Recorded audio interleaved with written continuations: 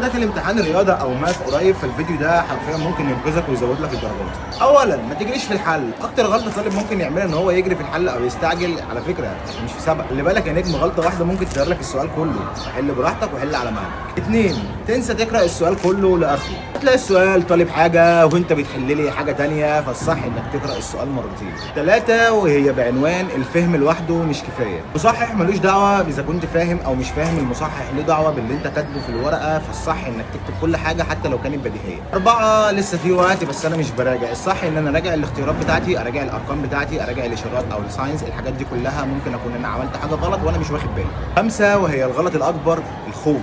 الخوف ممكن يدمر لك كل اللي انت ذاكرته، على فكره انت تبقى فاهم كويس جدا بس لما بتيجي تحل بسبب الخوف انت بتنسى كل اللي انت حليته او بتنسى كل اللي انت فاهمه. الصح ان انت تهدى خالص وتحل اللي انت تعرفه، تحل واحده واحده، ده امتحان عادي خالص زيه زي اي امتحان شهر انت حليته قبل كده، فحل بالراحه، دي مش نهايه الكون. اخيرا لايك لو انت داخل على امتحان، وفولو وكومنت عشان تستفيد.